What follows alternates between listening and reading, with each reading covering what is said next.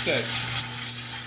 Hey everybody, good morning. Welcome to JB Outdoors. We are back in the kitchen yet once again, Jeff. And we have processing. Man, we had a busy morning this morning. We're using our Cabela's jerky slicer and just got done doing 10 pounds. And look at this. We've done a review on this before, and this product actually does save a lot of time, and it does cut some nice jerky. Jeff, your thoughts on the...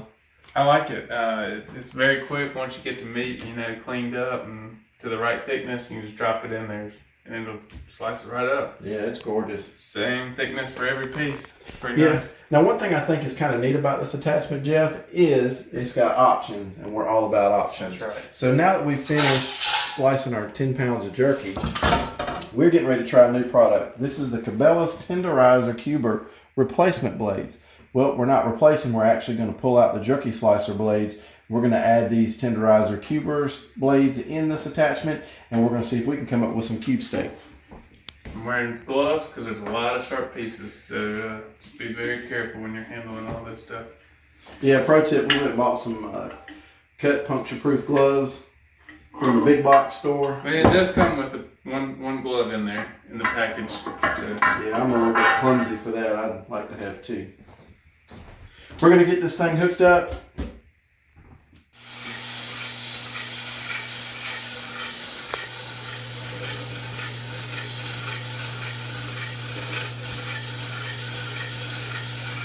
We call it cube steak because it makes little cubes on it.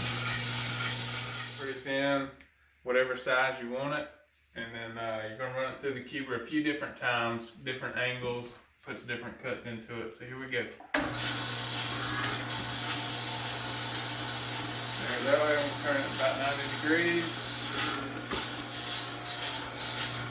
Looking pretty good. One more time just for fun.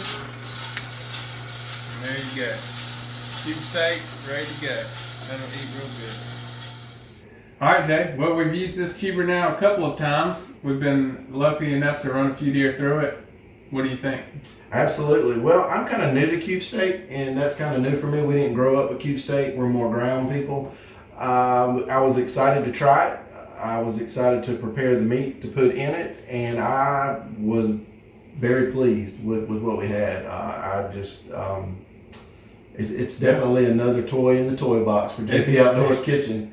It definitely tenderizes your steak. Whether you're eating country fried steak, you can put stuff on it, roll it up, and grill it that way. There's multiple ways to eat it, and it's going to be good either way. Yeah. But definitely a good addition to our repertoire. You can also run your jerky meat through it after you use it through the slicer. That's a good point. Put that through there, make that real tender jerky. Cube steak. What thickness do you recommend on the cube steak? Well, we learned trial by fire on that. We put some mighty thick pieces in, and if I was cutting to put them in here, I would say no more than about a half an inch thick. I would also too, one thing we did was when we cut these pieces of meat that we prepared to put through the tenderizer, they were all different sizes and shapes.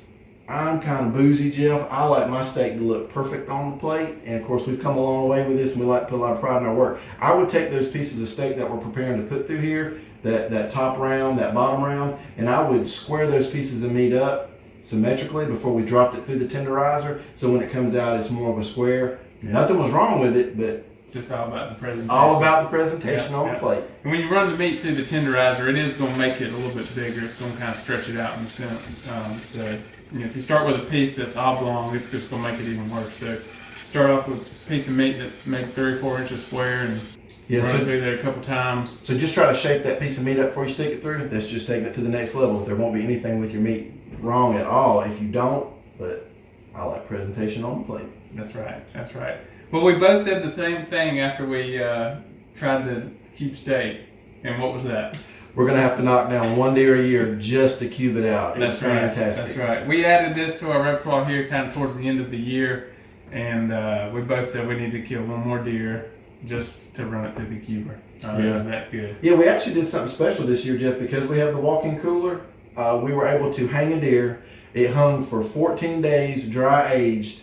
And you've had a lot more experience eating in cube than I have. What would your takeaway be trying a dry aged deer like that. Well, just dry aging it brings out the flavor of the meat, and it also makes it a little bit more tender. So you've got the tender from that, and then you run it through the tenderizer / cuber, and it did melt in your mouth. I promise that. So it's good stuff. We like it. We recommend it. If you have the jerky slicer, you can get the replacement blades as the cuber, and I think you might be able to buy it with the cuber blades, and then you can add the jerky blades later. I think they sell it either way. You have to check me on that though. Now, Jeff, when we were cleaning this product, a little bit of work because there's a lot of moving parts. There's blades, there's little Teflon bushings. It's a lot to clean, and not just sometimes running a brush through those got it perfectly clean. So our JB Outdoors pro tip for this video is go to the big box store, go to your hardware store, and get you a pair of snap ring pliers. This right here will help you take those C-clamps off the ends, and then you can able to pull those blades off, pull those bushings off, and get to be able to clean all those blades real good and clean the shafts. And so you won't have any surprises when you open it up next time to use it and you start smelling that foul smell. It definitely is important to get it clean. You don't want any meat left on there. So if you can do this all at one time for the year, whether that's 2 or 3 deer, however much cube steak you eat, do it all at one time. Take the time, take it all apart, clean it really well. Yeah, I'd be disappointed if I had to run 3 pieces of steak through it and then had to spend the time cleaning it. Yeah, so definitely, no. Because there's a little bit of work involved with taking it apart, washing it, putting it all back together. So, but it's important. So. Well, I'm definitely glad to have it in the JB Outdoors kitchen toolbox. Yeah. That's right. That's right. If there's something else that you'd like to see us try, let us know. Leave a comment below. We like doing product reviews. Absolutely. On things, so. And as always, thanks for watching JB Outdoors.